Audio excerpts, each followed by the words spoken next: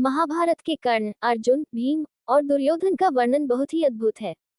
उनके व्यक्तित्व और बाहरी रूप में वीरता, शक्ति और अनोखी शारीरिक विशेषताएं थीं, जो उन्हें महान योद्धा बनाती थीं। ये चारों चरित्र कुरुक्षेत्र युद्ध के केंद्र बिंदु थे, और उनकी विशेषताओं का वर्णन प्राचीन ग्रंथों में बहुत रोचक तरीके से मिलता है। कर्ण को एक पराक्रमी और तेजस्वी योद्धा माना जाता है। कर्ण का रंग सांवला था, परंतु उनकी आंखों में एक अद्वितीय चमक थी। उनके शरीर का गठन शक्तिशाली था, जो उनकी युद्ध कुशलता को दर्शाता था। कवच और कुंडल से लैस कर्ण का शरीर एक अभेद्य योद्धा का प्रतीक था। उनका व्यक्तित्व इतना आकर्षक था कि मित्र और शत्रु दोनों ही उनकी वीरता की प्रशंसा करते थे। अर्जुन का वर्ण गोरा और शरीर सुडौल था। उनका चेहरा सौम्यता और शांति से परिपूर्ण था, लेकिन युद्ध के समय वे एक आक्रामक और निडर योद्धा के रूप में दिखते थे। अर्जुन को भगवान श्री कृष्ण का सानिध्य प्राप्त था, जिससे उनकी छवि और भी प्रभावशाली हो जाती थी।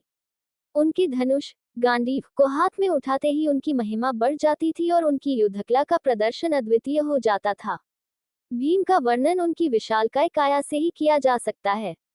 उनका शरीर अत्यंत बलिष्ठ और शक्तिशाली था।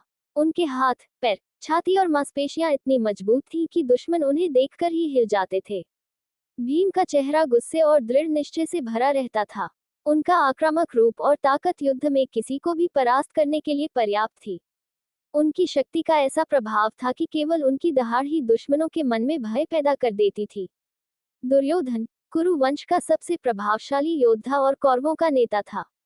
उनका शरीर भीम के समान ही ताकतवर था, और उनका चेहरा घमंड और आत्मविश्वास से भरा हुआ था। उनके हाव भाव में एक राजसी अहंकार था। दुर्योधन की त्वचा का रंग सांवला था, और उनकी आंखें हमेशा क्रोध से भरी रहती थीं। मल्ल युद्ध में निपुण और गदा चलाने में माहिर, दुर्योधन का संकल्प इतना मजबूत था कि उसे कोई भी आसानी से हरा नहीं सकता था। इन चारों वीर योद्धाओं के शारीरिक रूप और उनके चेहरे की भाव भंगिमाएं ही उनके युद्ध कौशल और व्यक्तित्व का परिचय देती थी। कर्ण और अर्जुन की योद्धा वेशभूषा और उनकी दिव्य अस्त्र शस्त्र उन्हें अनोखा बनाते थे, वहीं भीम और दुर्योधन का भारी शरीर और बलशाली स्वभाव उन्हें अलग पहचान देता था।